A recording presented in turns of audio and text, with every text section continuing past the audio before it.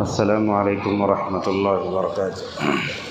الحمد للہ رب العالمین والصلاة والسلام علی اشرف الانبیاء والمرسلین نبینا محمد وعلی آلہ واصحابہ اجمعین، اما بعد۔ روى البخاری ومسلم عن عمران بن حسین رضی اللہ عنہ قال قال رسول اللہ صلی اللہ علیہ وسلم خیر الناس قرنی ثم الذین یلونہم ثم الذین یلونہم۔ وقال الطحاوی رحمہ اللہ حب الصحابة دین و ایمان و احسان وبغضهم کفر و طغیان و نفاق۔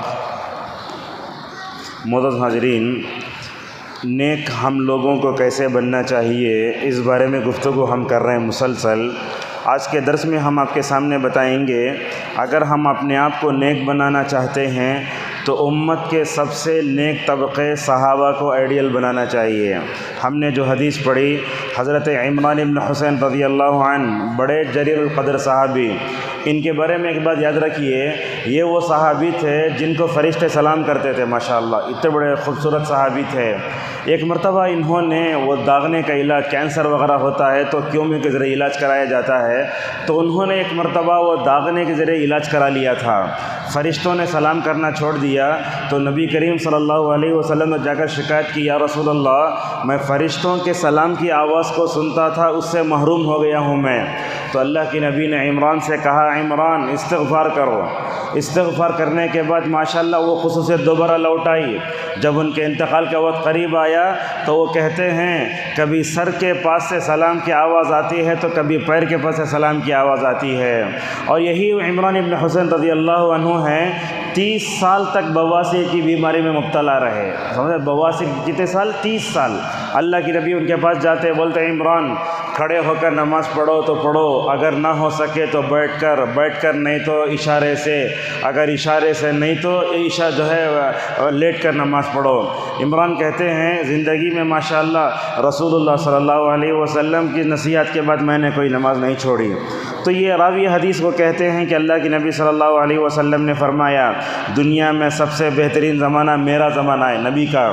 اس کے بعد آپ نے فرمایا، میرے بعد صحابہ کا زمانہ ہے۔ آپ جانتے ہیں دنیا میں سب سے نیک کون تھے؟ نبی کریم صلی اللہ علیہ وسلم تھے۔ آپ نے اپنی صحبت کا اثر ان حضرات صحابہ کرام پر ڈالا۔ قرآن نے صحابہ کی کئی جگہ تعریف فرمائی۔ سورہ فتح میں یوں کہا، محمد الرسول اللہ والذین معہ، یہاں دیکھیے محمد صلی اللہ علیہ وسلم اللہ کے رسول ہیں اور آپ کی تربیت کا اثر ان کے صحابہ پر پڑا۔ اور یہ صحابہ کی تاریخ کی عظمت یہ ہے کہ اللہ تعالیٰ نے ان صحابہ کا تذکرہ کبھی توریت میں کیا تو کبھی انجیل میں کیا، جیسا کہ اللہ نے فرمایا، ذالک مثلہم فی التوراۃ ومثلہم فی الانجیل۔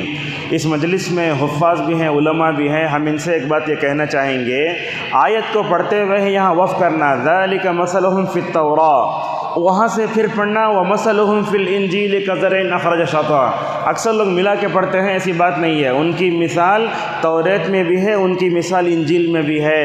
علامہ ابن کثیر رحمہ اللہ یہاں کہتے ہیں، فَالصَّحَابَةُ خَلَصَتْ نِيَّاتُهُمْ وَحَسُنَتْ أَعْمَالُهُمْ وَكُلُّ مَنْ نَظَرَ إِلَيْهِمْ أَعْجَبُوهُ فِي سَمْتِهِمْ وَهْدِهِمْ۔ علامہ ابن کثیر صحابہ کی تعریف کرتے ہوئے سورہ فتح کی آیت نمبر 29 میں فرماتے ہیں، صحابہ نیت کے اعتبار سے خالص، ان کے اعمال بھی اچھے، جو بھی ان کی سیرت میں اور ان کے طریقے پر غور کرے گا تو بڑا تعجب لگتا ہے۔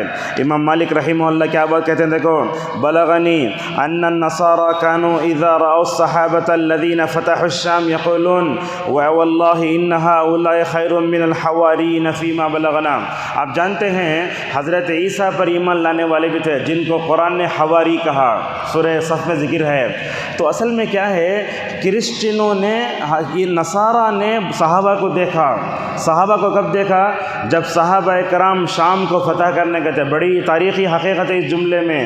امام مالک رحمۃ اللہ علیہ کہتے ہیں، جب صحابہ کرام سیریا گئے تھے تو ملک شام میں رہنے والے نصارہ نے صحابہ کو دیکھا تو کیا جملہ کہا، دیکھو، کہنے لگے، یہ صحابہ کی جماعت تو ہمیں حواریین سے بہتر بہتر معلوم ہوتی ہے۔ بہت بڑا تاریخی جملہ ہے۔ اس کو کرنے کے بعد کیا کہتے ہیں علامہ ابن کثیر رحمہ اللہ، صدقوا فی ذلک، یہ نصارہ نے صحابہ کو دیکھ کر یہ جو کہا کہ یہ حوارین سے بہتر ہیں، یہ بہت بڑی تاریخی حقیقت ہے۔ اور صحابہ کرام کا تعارف خود صحابی کی زبانی سنیے کیا کہتے ہیں، انہم کانوا ابر هذه الامت قلوبا، دیکھو دنیا میں سب سے پاکیزہ اگر کسی کا دل تھا تو وہ صحابہ کرام کا تھا۔ ابن مسعود رضی اللہ عنہ کا ایک قول ہے، وہ کہتے ہیں اللہ تعالیٰ نے پوری مخلوق میں دیکھا سب سے زیادہ پاکیزہ دل پایا تو جناب محمد رسول اللہ صلی اللہ علیہ وسلم کا دل پایا، اللہ اکبر۔ اور وہ دل بھی کیسا، جس کو سونے کے تش میں رکھ کر زمزم کے پانی سے 2 مرتبہ دھویا گیا تھا۔ اور اس کے ابن مسعود رضی اللہ عنہ کنٹینیو کہتے ہیں اللہ تعالیٰ نے نبی کے بعد پوری مخلوق میں سب سے بہترین دل پایا تو وہ صحابہ کرام کا تھا۔ معزز حاضرین، علامہ ابن تیمیہ رحمہ اللہ صحابہ کی تعریف کرتے ہوئے فرماتے ہیں ہر نبی پر ایمان لانے والے دنیا میں تھے، آدم حضرت نوح پر ایمان لانے والے، فلاں فلاں پر ایمان لانے والے، مگر صحابہ جیسی جماعت آج تک دنیا نے نہیں دیکھی، نہ اس سے پہلے آئی نہ قیامت تک آئی۔ اور امام احمد رحمہ اللہ اپنی کتاب السنہ میں کہتے ہیں امت کے کسی بھی طبقے کو صحابہ پر قیاس نہیں کر سکتے۔ اب مثلاً کیسے کوئی آدمی خرچ کرتا ہے تو بولتے یہ ابو بکر کی طرح ہے، نہیں بولنا چاہیے۔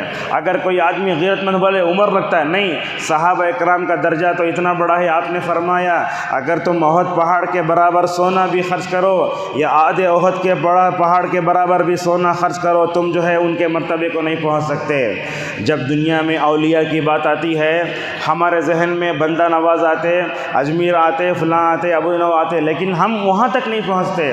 آج کے بدعتیوں کو دیکھیں گے آپ، ان کو اولیاء سے جو محبت ہے وہ صحابہ سے ہی محبت نہیں ہے۔ یہ اولیاء کے حق میں یہ گستاخی ہے۔ دنیا میں سب سے بہترین اولیاء اگر کوئی تھے تو وہ صحابہ اکرام تھے۔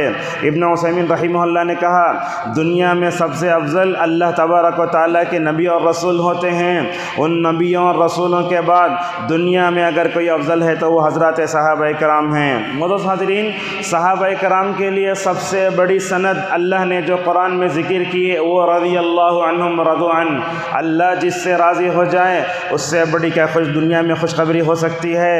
اللہ کے نبی صلی اللہ علیہ وسلم نے ان صحابہ کی کیسے تربیت فرمائی، ان کو نیک بنایا، اتنی خوب محنت کی ان کے پیچھے۔ اللہ کے نبی صلی اللہ علیہ وسلم کی صحبت جو ان کو ملی دنیا میں سب سے بڑا اعزاز ہے۔ ایک آدمی نے کیا پوچھا، معاویہ افضل ہیں یا عمر بن عبدالعزیز افضل ہیں؟ معاویہ صحابی، عمر بن عبدالعزیز تابعی۔ تو کہنے والے نے کیا کہا، دیکھو عمر بن عبدالعزیز کیا معاویہ جس گھوڑے پہ سوار ہوتے اس گھوڑے کے ٹاپ میں پیر میں لگنے والی دھول کے برابر بھی نہیں ہو سکتے۔ اور امام احمد رحمۃ اللہ علیہ اگر کوئی تابعی کو صحابی پر فضیلت دیتا تو اس کے پیچھے نماز پڑھنا چھوڑ دیتے تھے۔ آج ہم اپنے اولیاء کو فلاں فلاں کو رضی اللہ عنہ بولتے، فلاں فلاں بولتے، اور صحابہ پر بھی ان کو ترجیح دیتے ہیں۔ معزز حاضرین، رسول اکرم صلی اللہ علیہ وسلم کی صحبت آپ کے صحابہ کا جو ملی، یہ دنیا کا صحبت بہت بڑا اعزاز ہے۔ اور صحابہ اکرام ایسے تھے وہ نبی کی صحبت کو چھوڑ کر رہنا پسند ہی نہیں کرتے تھے۔ عائشہ رضی اللہ عنہ کہتی ہیں عین کڑک دھوپ کا وقت ہے، دن میں 1 بجے حضرت ابو بکر صدیق رضی اللہ عنہ روتے ہوئے اللہ کے نبی گھر میں داخل ہوتے ہیں۔ اس وقت اللہ کے نبی صلی اللہ علیہ وسلم نے ابو بکر سے پوچھا روتے کیوں ہو؟ تو اس وقت ابو بکر صدیق رضی اللہ عنہ نے کہا یا رسول اللہ، اصل میں بات یہ ہے سفر ہجرت میں آپ کے ساتھ کون رہے گا، اس لیے میں سوچ کر رو رہا ہوں۔ اللہ کے نبی صلی اللہ علیہ وسلم نے اشارہ دیا ابو بکر تم میرے ساتھ رہو گے، اور آپ نے ابو بکر سے کہا کہ تم جا کر 2 سواری تیار کرو، ان کو اچھا کھلاؤ پلاؤ تاکہ تم میرے ساتھ رہو۔ ابو رضی اللہ عنہ کو دیکھو، نبی کی صحبت میں 5 سال رہے، 5000 حدیثیں یاد کی، اور اسی طریقے سے حضرات صحابہ اکرام دنیا میں نبی کے ساتھ رہتے ہوئے جنت میں بھی آپ کے ساتھ رہنے کی تمنا کرتے تھے۔ ایک صحابی تھے جن کا نام تھا ربیعہ رضی اللہ عنہ، رسول اللہ کی بڑی خدمت کرتے۔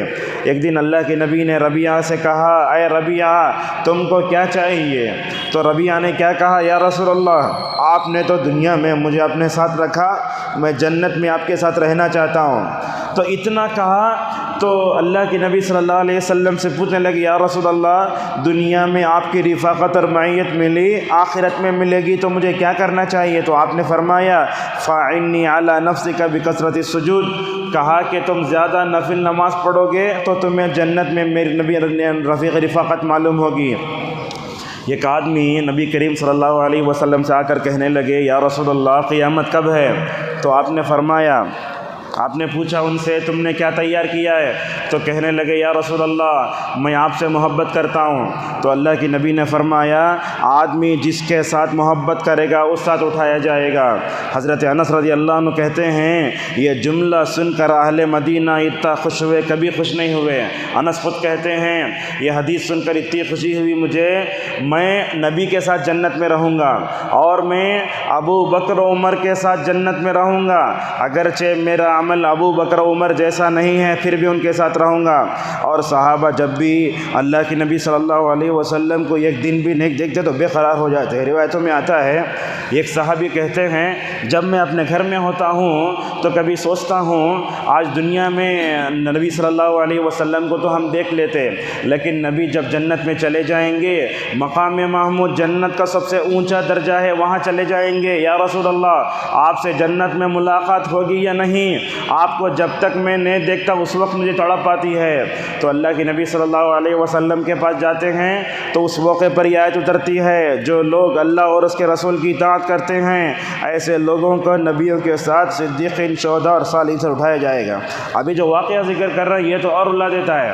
آپ کی صحبت کا سب سے زیادہ اثر فارس سے آئے ہوئے سلمان نے بہت محسوس کیا۔ یہ فارس کون؟ حضرت سلمان کون تھے؟ ایران سے آنے والے تھے اور یہ آگ کی پوجا کرتے تھے، ستارہ کی پوجا کرتے تھے۔ ایک دن کیا ہوا، انہوں نے کچھ نصارہ کو دیکھا، نصارہ جو عیسیٰ علیہ السلام کے قوم ہے، ان کو دیکھا تو کیا ہوا، مجوس سے وہ عیسائیت میں کنورٹ ہو گئے۔ اب دیکھیے تربیت کیسے ہوتی ہے، کہاں کہاں گئے۔ ایک مرتبہ شام گئے، شام کے پاس جا کر ایک پادری کے پاس رہنے لگے، پادری کے پاس نے تربیت پائی، وہ تربیت پائی تو پادری کے انتقال کا وقت قریب آیا تو حضرت سلمان نے پوچھا میں تمہارے بعد کس کے پاس جاؤں؟ تو اس نے نصیبین بھیجا، نصیبین میں جا کر وہ پادری کے پاس تربیت پانے لگے۔ وہ نصیبین میں تربیت پاتے پاتے پادری سے پوچھا تم میرے بعد کس کے پاس جاؤں؟ تو انہوں نے اموریہ کا حوالہ دیا، تو شام گئے، شام سے نصیبین گئے، نصیبین سے اموریہ گئے، اموریہ میں جا کر ایک پادری کی جو ہے زیر نگرانی تربیت پانے لگے۔ اور جب اس کے انتقال کا وقت قریب آیا تو حضرت سلمان فارسی رضی اللہ عنہ نے پوچھا اے پادری بتاؤ میں تمہارے بعد میں کس کے پاس جاؤں؟ وہ اصل میں انجیل پڑھا تھا اور انجیل میں رسول اکرم صلی اللہ علیہ وسلم کی پیشن گوئی تھی۔ تو اس وقت کیا کہا پادری نے، دیکھو وہ نبی کا زمانے کا وقت قریب آ چکا ہے دنیا میں جس کی پیشن گوئی اللہ نے انجیل میں دی ہے، چنانچہ تم مکہ چلے جاؤ۔ اللہ اکبر۔ ویسے ہی ہوا۔ حضرت سلمان فارسی رضی اللہ عنہ کی زندگی دیکھو، مجوسی تھے، نصرانی بنے، نصرانی سے آخری پادری نے ان کو رسول اللہ کا حوالہ دیا۔ ماشاءاللہ رسول اللہ صلی اللہ علیہ وسلم کی زیر سایہ تربیت پا کر مسلمان ہو گئے اور اسلام کو گلے سے لگائے تو کیسے فخر سے کہتے تھے انا سلمان ابن اسلام، بولتے تھے میں اسلام کا بیٹا سلمان ہوں۔ معزز حاضرین، ہم جو ہے 1440 ہجری میں ہیں، اب ہمیں صحابہ سے محبت ہونا چاہیے۔ نبی کریم صلی اللہ علیہ وسلم کے صحابہ کو ہم نہیں پا سکتے، کم از کم ان کی زندگیوں کو تو ہم مکمل طور پا سکتے ہیں۔ یہ دیکھو عبداللہ بن مبارک رحمہ اللہ ہمیشہ اکیلے بیٹھتے تھے۔ آدمی جب اکیلے میں بیٹھتا ہے تو سوچتا کیا ہے، وحشت ہوگی ایک طرح کی۔ تو پوچھتے عبداللہ بن مبارک سے آپ اکیلے بیٹھتے نا، بیزار نہیں ہوتے؟ جواب کیا دیتے دیکھو، بولتے اصل میں بات یہ ہے میرے پاس نبی کی سیرت ہے، میرے پاس صحابہ کی سیرت ہے، اور جو آدمی اپنے پاس نبی کی سیرت اور صحابہ کی سیرت کو رکھے وہ بیزار کیسے ہو سکتا ہے؟ تو اس قول سے ہم اپنی بات کو ختم کرتے ہیں۔ امام مالک رحمہ اللہ کہتے تھے کان السلف یعلمون اولادهم حب ابی بکر و عمر کما یعلمونهم سورۃ من القرآن۔ امام مالک کہتے ہیں سلف اپنے بچوں کو ابو بکر و عمر کی محبت ویسے ہی سمجھاتے تھے اپنے بچوں کو جیسے قرآن کی کوئی سورت سمجھاتے ہیں۔ آج امت کا المیہ یہ ہے امت کو خلفائے اربعہ کا نام نہیں معلوم، جنت میں جانے والے 10 صحابہ کا نہیں معلوم، عورتوں کا حال تو یہ ہے اللہ کی نبی کی بیٹیاں کتنی تھیں وہ بھی نہیں جانتے، نبی کی 11 بیویوں کے نام بتاؤ وہ بھی نہیں جانتے۔ جب نام نہیں بتائیں گے تو ان کی سیرت کیسے معلوم ہوگی؟ جب ان کی سیرت میں نہیں معلوم ہوگی تو ہم کیسے نیک بنیں گے؟ آج ہوتا کیا ہے، چھوٹے چھوٹے بچوں کو سلیبس میں فلاں ہے، یہ ہے، عیسائی ہے، انہیں فلاں ہے، وہ کام کر دیے، مدر ٹریسا، اندرا گاندھی سب پڑھاؤ، لیکن افسوس یہ ہے وہ غلط نمونے جب ان کے ذہنوں میں بیٹھتے ہیں، حضرات صحابہ کرام کا نمونہ ان کے ذہنوں میں نہیں بیٹھ رہا ہے۔ اور آج کے نوجوانوں کی سب سے بڑی خرابی یہ ہے کہ آج کا نوجوان صحابہ کی سیرت سے دور، صحابہ کی کردار سے دور، اس وجہ سے ہم صحابہ کی تربیت نہیں پا رہے ہیں۔ ضرورت ہے صحابہ کے نوجوانوں کے دریچوں کے ذہنوں کو کھولو، ان کے اندر سے غلط نمونے نکالو اور اس میں صحابہ کرام کے نمونے کو بیٹھا، تب چل کر جیسے اللہ ان سے راضی ہوا ہم سے بھی اللہ راضی ہو سکتا ہے۔ اگر ہم نے ایسے لوگوں کو نمونہ بنایا جو اللہ کے پاس مبغوض ہیں، اللہ تعالیٰ جن کو کراہت کی نگاہ سے دیکھتا ہے، اللہ تبارک و تعالیٰ ہم سے بھی کراہت کرنے لگے گا۔ خلاصہ یہ ہوا نبیوں کے بعد دنیا میں سب سے مقدس جماعت اگر کوئی تو وہ صحابہ کرام کی تھی۔ اگر ہم نیک بننا چاہتے ہیں، سیرت رسول کے بعد سیرت صحابہ ایک ایسا سرچشمہ ہے، اگر ہم اپنا تعلق اس سے جوڑیں گے تو ہم جو ہے خوشگوار زندگی گزار سکتے ہیں۔ اگر ہم نے صحابہ کی تاریخ سے منہ موڑا، ان کی عظمت کو نہیں پہچانا اور اپنے بچوں کو، نوجوانوں کو صحابہ کی سیرت سے واقف نہیں کرایا، ہم دنیا میں نیک نہیں بن سکتے۔ اللہ تبارک و تعالیٰ سے ہماری دعا ہے کہ اللہ تعالیٰ ہم سب کو سیرت صحابہ پڑھنے اور صحابہ سے محبت کرنے اور ان کے نقش قدم پر چلنے کی توفیق عطا فرمائے۔ وآخر دعوانا الحمد للہ رب العالمین۔